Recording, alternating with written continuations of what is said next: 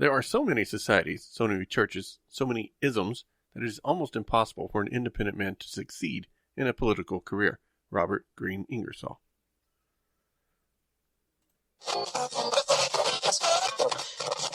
Inconceivable! Will you please act like you have more than a two-word vocabulary? Is there air? You don't know! And now, a yak. Yakk! Yeah.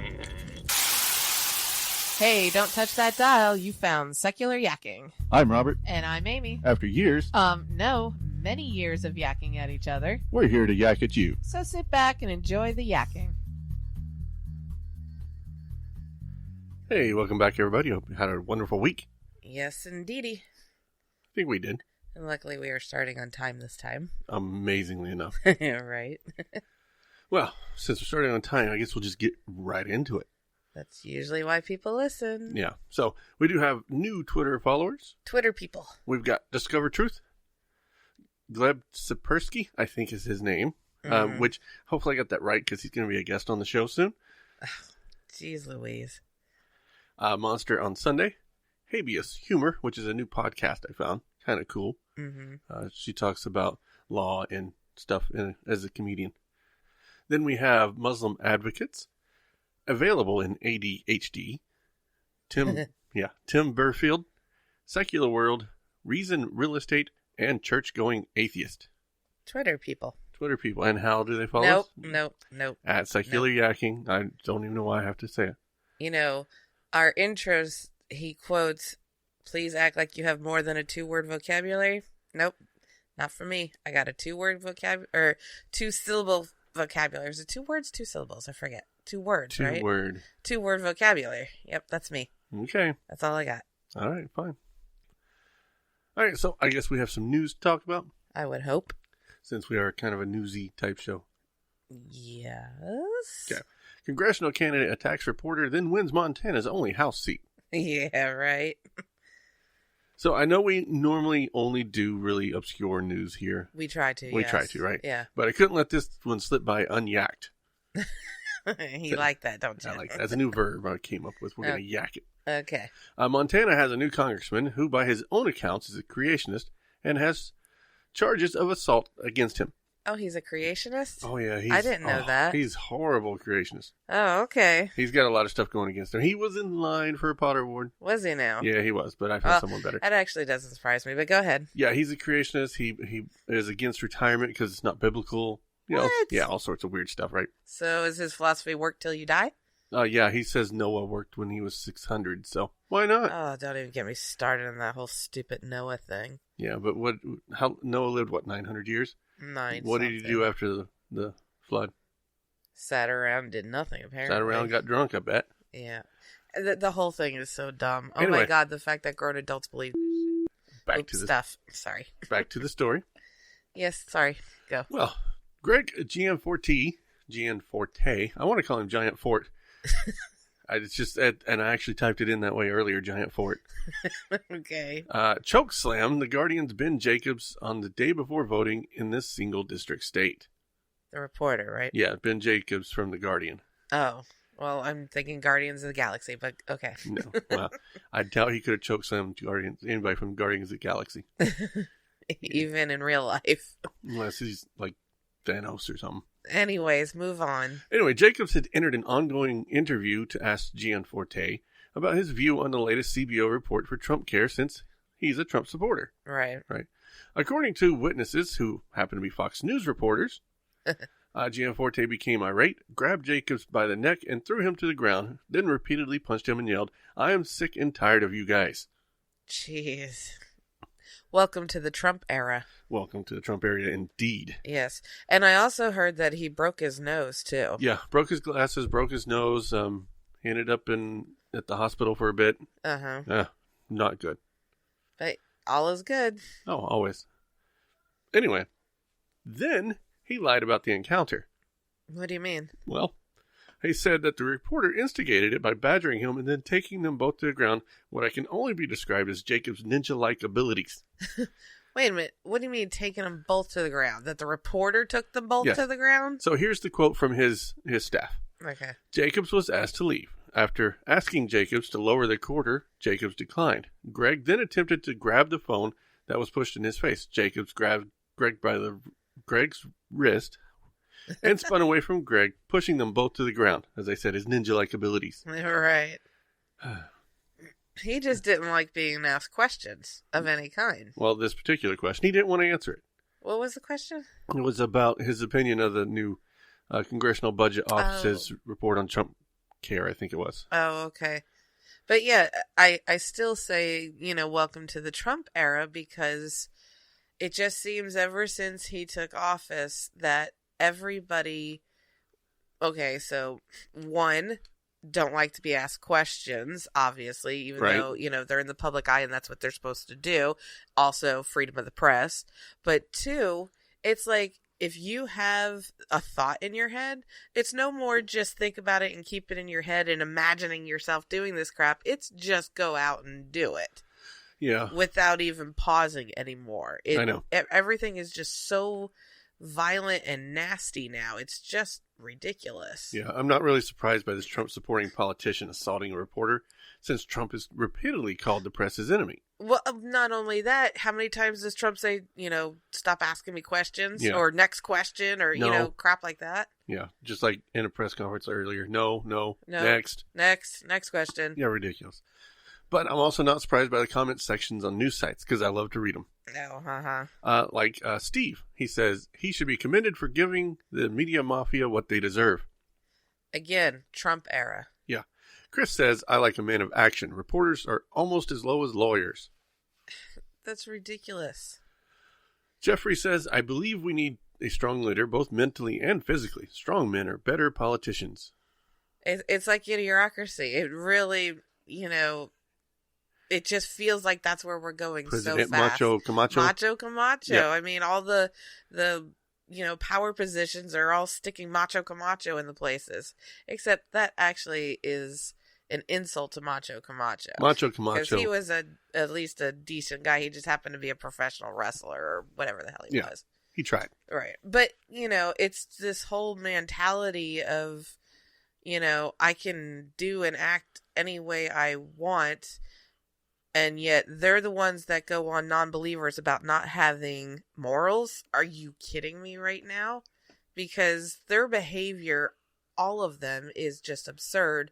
And the fact that, freedom of the press, his job is to be there to ask our political people questions. That's what their job is. They have to answer our questions. True. So if you don't like it, then get out of the seat. Yep. Anyways, go.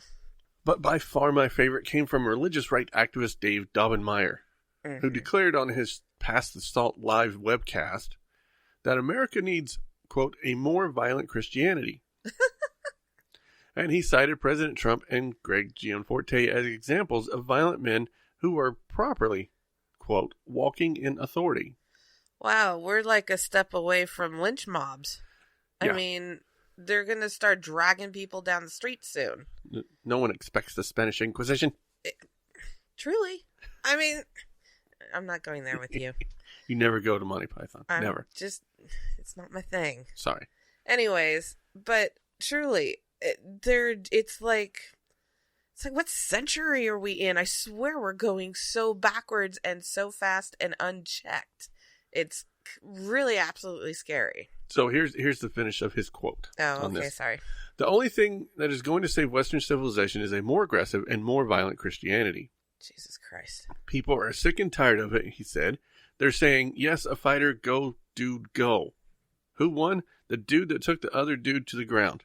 Oh, yeah, there's good grammar. Now, what he has failed to realize is that Montana had early voting and a lot of mail-in voting. Right, that's why I was going to mention the reason he won the election was because they had a lot of mail-in that had already happened before this took place. Yeah, I'm willing to bet that day of voting, People were wishing. There were a lot of votes against him. Yeah, I'm sure he lost a lot of supporters. I Then would again, certainly there's hope so. still a lot of supporters out there. There are. I mean, what is up with this violence mentality? Well, we did elect a bully to president. Well, we didn't, but No. America elected. But what's sad is it's spreading like wildfire. Like, it's super contagious and you can't get away because the acts of violence and the fact that everyone accepts it and thinks it's an okay behavior, and I cannot understand it. It blows me away, and I can't help. I know it's a broken record, but it constantly in my head keeps coming back to the fact they call us immoral. Right. Are you really kidding me right now? Because damn. Yeah, it's ridiculous. It really is. Anyways. Speaking of them calling us immoral. Uh-huh. Has In God We Trust invaded your town? Are you tired of government officials who want to plaster In God We Trust on taxpayer-owned property?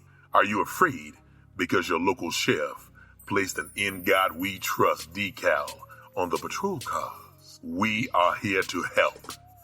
The original motto project is for those who feel the separation of church and state is an important issue and should be honored regardless of your belief or lack thereof. Theists, non-theists, and all free thinkers are welcome. We need your support to show politicians that diversity exists within our nation, and their promotion of a monotheistic religion and push for theocracy will not be tolerated. Stand up and be heard. Join us at originalmotto.us. Baptists were told that atheism is a great menace in the world. Really? Yes. Thousands of delegates who attended the Northern Baptist Convention in Cleveland on May 28th heard Dr. Alton L. Miller of Boston declare that the forces of atheism are a, quote, menace challenging the Protestant denominations of the world. Atheism is a menace to Christianity. Well, to the world, apparently. Pointing out the magnitude of forces opposed to Christian doctrine, he said the greatest danger comes from organizations purposely spreading the seeds of atheism. I can only imagine he's talking about American atheists, American humanists, freedom from religion, Religion. Yes. We are legion. He said, in the denying the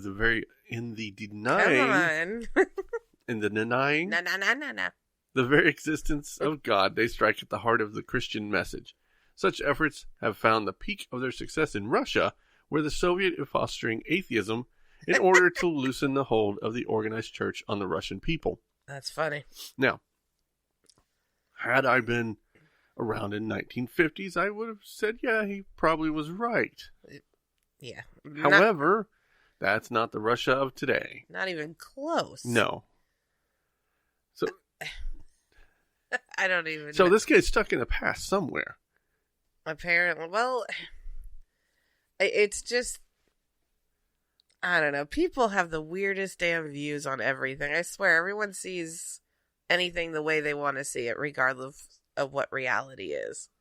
But yeah, he also said other conditions that were dangerous to religion are mysticism of the East and materialism of the West and cynicism of youth. So just his belief system is the only one. Right. Which is weird coming from the Northern Baptist. Oh, uh-huh.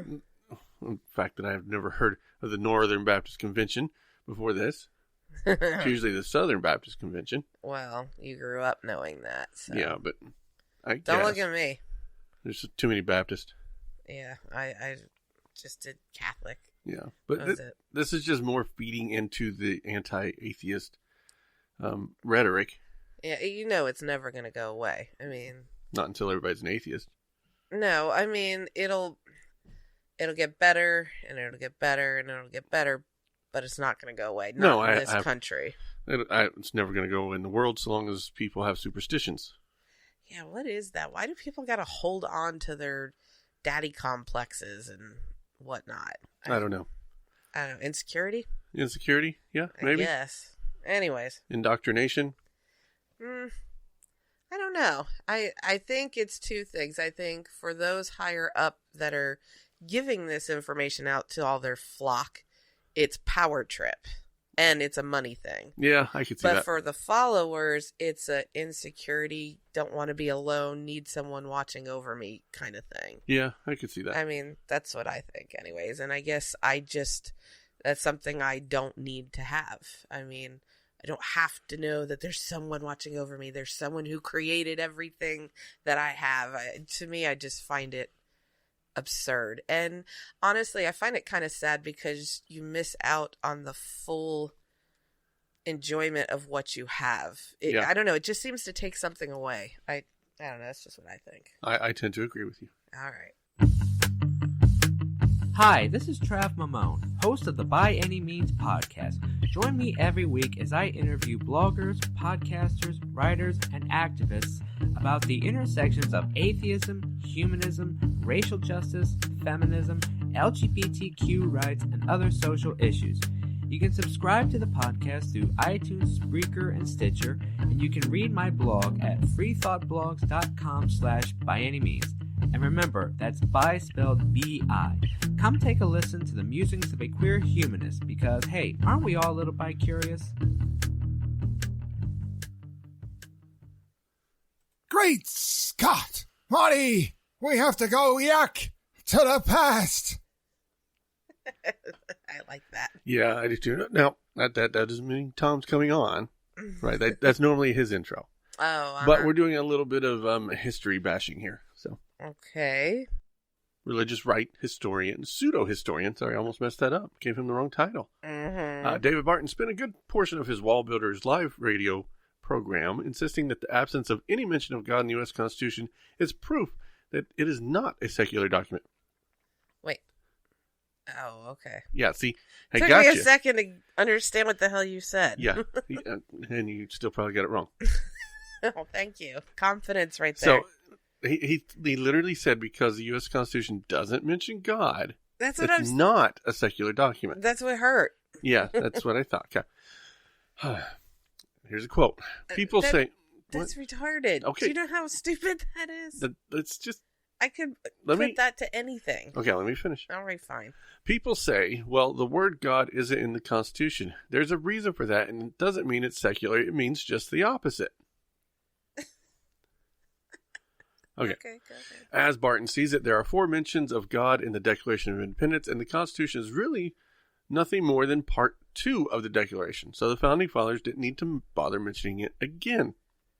Oh, okay. So because it was in this, it doesn't need to be in that because this kind of overlays all of it. Yeah, and there's more quoting from him. Okay. They didn't feel like they had to say anything in the Constitution because they already said it really strongly in the Declaration. Why repeat it? Because this is just the completion of the Declaration, if you will. He also claims that the independence of the United States of America, the 12th, is what binds the Constitution to the Declaration. Declaration, right? Making them 2 parts of the same document. Wow. Okay. So let's look at how well they're tied together. Okay. And this is why I said it can't count. Okay. Declaration of Independence, written and signed July 1776. Mm-hmm. Okay. Constitution, written and signed May to September 1787. Mm-hmm. Not exactly right next to each other historically. No. The authors. So let's look at the authors. Maybe they're the same. Okay. Declaration of Independence. Jefferson with help from Adams, Franklin, Livingston, and Sherman. Mm-hmm. Constitution. Madison with Hamilton wrote the majority of the Constitution and the Bill of Rights. And it should be noted that Adams and Jefferson were off being diplomats at that time. They weren't even in the country. So, no authorship. So again, no link. No link. Content. Declaration of Independence is a letter with intent to absolve relations with England and list of grievances. Mm-hmm. Okay. Constitution is a set of rules and laws designed to set up a nation. Again, not really connected. Uh-huh. If you take in the 11-year difference. You know, this is why everyone interprets the Bible the way that they personally interpret it. Which is why you get people who say they're interpreting, or the Bible is this way or that way, or what have you. So you take that 11-year gap in the intervening war that made them entirely separate documents with totally different intents. Mm-hmm. So I don't think we need to get into the Declaration of Independence and the God issue in there, because it doesn't say God even once. This guy is really delusional. It says creator. Well, of course that means God. Yeah. Which is why he's a pseudo-historian. Is ridiculous. What the hell is a pseudo-historian? Fake. Yeah, pseudo is, yeah. Yeah, I don't even know if his doctorate is real. I don't remember. I remember there was... doctorate in that? Seriously? In pseudo-history? Yes, he has a doctorate in pseudo-history, I guarantee it. A waste of money and time. I think he has one of those honorary doctorates from somewhere. Oh, one of those. Yeah. Uh-huh. I got one of those. Yeah, you get those online. I got one I got a doctorate in thinkology. Ecology. From the University e Pluribus Unum. It's on my profile. Check it. Uh-huh. I printed it myself. Well, there you go. I am an old man, and most people hate me, but I don't like them either, so that makes it all even. This week, we're bringing on an award winner from Minnesota, and State Representative Abigail Whalen. Minnesota? And it's a Mrs. Potter. Yes, I'm not sexist at all. All right, what's she been up to? All right, earlier this week, the Minnesota House was having a debate about an amendment that would close loopholes for offshore tax havens. So people hiding money offshore so they don't have to pay taxes on it, right? Right. Democrat Paul Tisson, I think it's pronounced. Sure. Asked why she didn't support the amendment and asked if she thinks, quote, benefiting people who are hiding money in Liberia is worth raising taxes on your own constituents. And her answer might surprise you. Okay. I have some audio. Will Representative Whalen yield to a question? She will yield. Representative Thiessen. Thank you, Mr. Speaker. Representative Whalen, in light of what Representative Hornstein just said, do you think benefiting people who are hiding money in Liberia is more important and is worth raising taxes on your own constituents? Representative Whalen. Thank you, Mr. Speaker. Thank you, Representative Thiessen, for the question. It might be because it's late and I'm really tired, but I'm going to take this opportunity to just share with the body something I have been grappling with over the past several months, and that is the games that we play here. And I just want you to know, Representative Thiessen and the DFL caucus, I forgive you. It is okay, because I have an eternal perspective about this. I have an eternal perspective, and I want to share that with you and with the people listening at home, that at the end of the day, when we try to reach agreement with divided government, we win some, we lose some, nobody's really happy. But you know what? Happiness and circumstances, not what it's about. There is actual joy to be found in Jesus Christ. Jesus loves you all. If you would like to get to know him, if you're listening at home, if you're here in this room, please email me, call me. I'd love to talk to you about Jesus. He is the hope of this state and of this country. Well, there you go. How was that? What the hell was that? So, she not only did she not answer the question, she proselytized in the middle of a congressional hearing.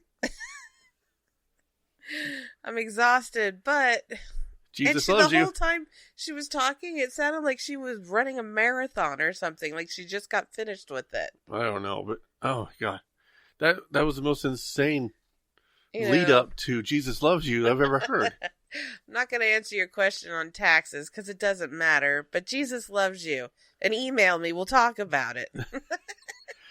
But, well, she did vote against it, and along with all the other Republicans, causing it to fail in a party line vote. Uh-huh. So Minnesota Republicans don't care if someone's hiding money offshore. Of course, because it benefits them. If they ever want to do it, it's there for the option. Right. But this is not the first time her religion has come into the chamber, oddly enough. Man, she's kind of nutso. In 2016, she co-authored Minnesota's version of an anti-trans bathroom bill that would have barred transgender people from using bathrooms matching their gender identity in public areas and their workplaces. Back on this again. Yes. During a radio interview in April 2016, she characterized society's growing tolerance for LGBTQ people as, quote, entering into an era where good is called evil and evil is called good. Oh my God, what is she, a child? It's opposite day. That's what it sounds like. She says, when you go through life and you're transgender and you end up having an operation, those folks, they are depressed. Wait a minute. No, yeah. Is she speaking for transgenders Yes, now? she's saying that they're depressed. Oh my God, this girl's got a set. Because that's ridiculous. She can't speak for someone. She can only speak for herself. I hate when people speak for other people. It just burns me. Go ahead. Anyway, she says the gender fluidity movement is one of the biggest problems we are facing, and it's bringing about a lot of confusion. I would also encourage folks to keep praying because we all know the battle is spiritual. Oh my God. So it's the battle for transgender bathroom rights is spiritual. Because God's got that high on his priority. Make sure everyone goes to the correct bathrooms. Obviously. That's why he made sure his signs are right. You know, don't worry about that tsunami. Don't look in that direction. Just look over here at the bathrooms. Pretty much. That's our focus right now. Yeah. She also signed on to a letter that congratulated North Carolina governor for the anti-transgender bathroom bill in that state. Wow, she's got some issues. Yeah. Well, she's got more. Mm-hmm. Because she's a Potter Award winner. She's a holy nutso. A holy nutso is right. She championed a bill that would withhold $14 million from the University of Minnesota unless researchers stopped using fetal tissue from aborted fetuses in medical research. So she's just on a holy quest. That's her only point in life. Pretty much. I mean, why is she even bothering being in the position she is? She should go work for the church or something. Oh, I agree. She's doing the church's work. But, oh my God, I have some issues with this. Separation, church and state. Oh, yeah, I agree. And I don't have a problem with people fighting for what they believe in. Yeah, I don't have a huge problem with that, right? I just think they're completely wrong about it. No, I get that, but the fact that they want to dictate how someone else can live their life. Exactly. You live your life the way you want. Fine, dandy, be delusional, that's your call. But don't go sticking your crap all over other people. I agree. I mean, just leave. Why can't everybody just live their own lives and let people go the way they want to go? Yeah. I just don't understand that. Well, luckily that measure for the fetal tissue didn't become law, but it did hurt the university. Yeah, I bet. They had someone in mind to lead that team, and they said they would not take the job because it reminded us of the many risks inherent in moving their family there. Wait, English? Okay. That having this atmosphere made them not want to take the job because it might put his family at risk. Because the Christians right. going at them. Right. But all is fine. And again, there's that moral train. Yeah. You know, they're supposed to be such good people. My eye. And I've got one more for you. Probably one of my favorites. Okay. She's also a sponsor of many bills, including one that, quote, recognizes pornography as a public health hazard leading to a broad spectrum of individual public health impacts and societal harms, and memorializing Congress to recognize this hazard and address pornography at a national level. So she has issues with naked pictures. Pretty much. And adults looking at naked pictures. Pretty much. Of other adults. Right. Oh my God. Again, interfering with other people's lives and not breaking the law. It's not against the law to look at pornography. As long as they're adult to adult. Right. So long as it's consensual adults. Right. Exactly. I mean, why do Christians have such this naked phobia? They're so afraid of the human body. Don't get it. Don't get it one bit. I don't either. No other animal species wears clothes. But yet humans do. And the second someone's not wearing clothing, either on most of their body or all of their body or something, they like freak out. Yeah, I know. I don't understand that at all. It's like was it last year? I think it was last year. We talked about Springfield, Missouri, and their dress code. Okay. You may not remember. We talked about how they don't want any side boob. Oh yeah. The little long armpit shirts. Oh, okay. Right, so they didn't want to see any side boob. Yeah, again, I don't understand people's phobia. I don't know. I haven't figured that out yet. And more so and I'm not one to, want my kids going around dressed in shirts like that, because they have shirts like that and they know we go around and around about that. But at the same, because I believe that, you can have class, you can be sexy and, whatnot, and still do it with style and class. But that's a whole nother thing. They have this like whole phobia, sinfulness about the human body and being ashamed of it and whatnot. Well, and what's interesting is it's mainly towards women's bodies. Yep. Oh yeah. And society as a whole, and it's comes from from Christianity, because the girls have the problem in schools with this same thing. The dress code is literally geared just to the girls of the school. Right. The boys have no rules or regulations other than the typical don't wear, something that promotes drugs and alcohol on your shirt. Right. And profanity, which, encompasses the whole school. But every single other dress code rule is all geared to the girls. Yeah. And the same goes just in society as a whole. Majority of the rules or what have you is for women. Men can go shirtless, but women can't go shirtless. Why? Because we have a little bit more flesh than men do. I don't know. Some man boobs out there might be a little bigger than some female boobs out there. That is definitely true. But they can still go topless. Right. I mean, some moobs are bigger than boobs. That is true. And, I think it's pretty sexist to only allow men to go shirtless. Either don't let anyone go shirtless or let everyone go shirtless. Right. And it's a good thing we're not sexist here at Secular Yakking. It really is. But I'm not going with you right now.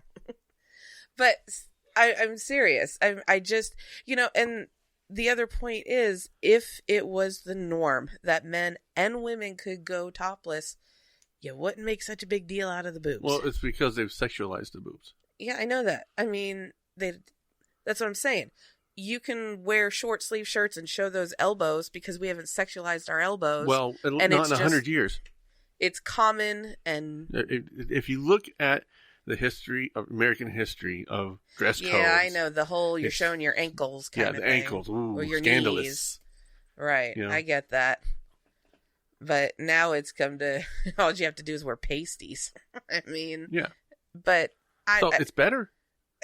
I don't know. It's ridiculous, the phobia, which isn't it? Europe is really more open about that kind of stuff. For the most part. Not, walking topless in the streets or anything, but I meant as far as their main social media type shows and whatnot. Yeah, they're very much more sexually open. Yeah, and it's not such a big deal. Yeah, Americans have a huge Americans make sexually. a huge, really big deal about it. And yet look at, the teen pregnancies in America, the promiscuity that you have in America. Look at the TV shows that they produce here in America they take it to like a raunchy place instead of just a common, they're nude kind of place. Right. More natural, I guess, is what I'm looking at. Because we over-sexualize the body in America, so it either shames or over-sexualizes. Or becomes satire. Right, that's true too. So that's where you got to go. I don't know. I just complain a lot. That's what we do. We drink and we complain. I ain't drinking. You're the one drinking. I'm not actually drinking. Yes, you are. I had like 3 sips of that thing. Yeah, okay, fine. But anyways, there's so much to rant about and complain about, and there's nothing you can do but take it up the tailpipe. Mm-hmm. As Jim Carrey says. Mm-hmm. Anyway. Yes. I think that's all the yakking I got for you this week. I am good as well. Hope everybody has a good week. We always like to hear your feedback, so leave us a voicemail at 704-802-YAKK or an email at podcast@secularyakking.com. More input. All comments are welcome. We like to hear the good, the bad, and the ugly. You also can find us on Facebook, Twitter, YouTube, and Google+. If you like our show, head over to your podcast directory of choice and leave us a 5-star review. If you really like the show, support the show on our Patreon page. I'd buy that for $1. And we'll be back next week with more yakking to please your eardrums. Bye-bye, boys. Have fun storming the castle. Think it'll work? would take a miracle. Bye-bye.